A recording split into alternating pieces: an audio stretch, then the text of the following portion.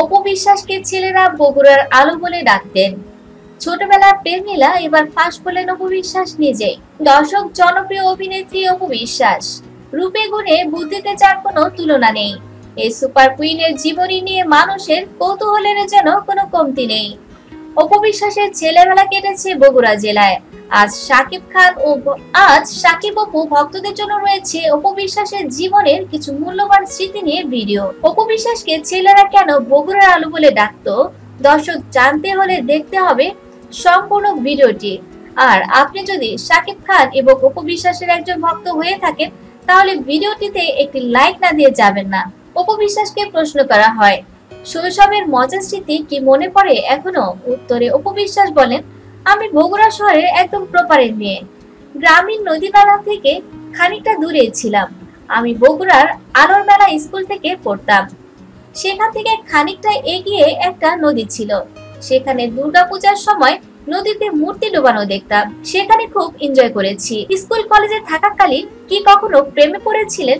এই প্রশ্নের জবাবে অপু বিশ্বাস বলেন, স্কুল কলেজে থাকতে আমার কখনোই প্রেম হয়নি। আমি একটু চুজি ছিলাম। ছেলেদের গা ঘামা যাবে না, চুল বড় হওয়া যাবে না, এগুলো সবাই জানতো সবাই। আর আমি একটু রাগীও ছিলাম, যে কারণে কেউ আমাকে প্রপোজ করতে সাহস পেত না।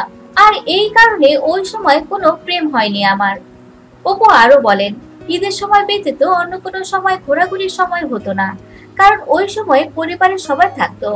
আর ঈদের সময় বান্ধবীদের নিয়ে ঘুরতাম, তখন একটু ফ্রিডম পেতাম বেশি। রিক্সায় করে যখন বন্ধু বান্ধব নিয়ে ছেলেদের সামনে দিয়ে ঘুরতাম তখন ছেলেরা আমাকে বগুড়ার আলু বলে ডাকতো।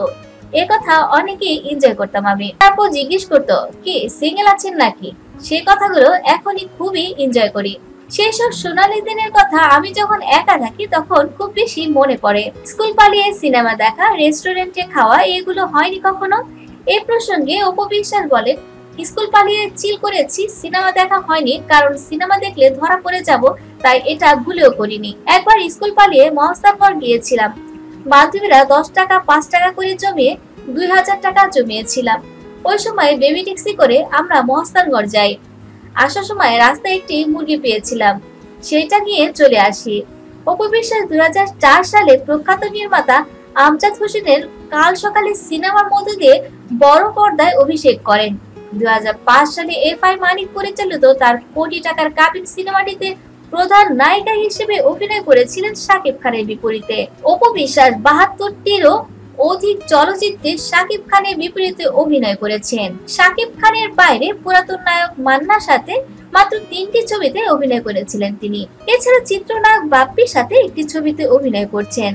ছবিটি মুক্তির অপেক্ষায় রয়েছে। বিনোদন জগতে নিত্য নতুন খবর জানতে আমাদের চ্যানেলটি সাবস্ক্রাইব করার জন্য দর্শক আপনাদের আন্তরিকভাবে ধন্যবাদ জানাচ্ছি। দর্শক, ভিডিওটি ভালো লাগলে লাইক করবেন, কমেন্ট করবেন আর বেশি বেশি শেয়ার করে বন্ধুদের দেখার সুযোগ করে দিবেন। যারা ইতিমধ্যে আমাদের চ্যানেলটি সাবস্ক্রাইব করেছেন তাদের অসংখ্য ধন্যবাদ, এবং এখনো আমাদের চ্যানেলে যারা নতুন আছেন সব খবর সবার আগে পেতে আমাদের চ্যানেলটি অবশ্যই সাবস্ক্রাইব করে পাশেই থাকবেন। ধন্যবাদ আপনাদের সকলকে এতক্ষণ আমার সঙ্গে থাকার জন্য।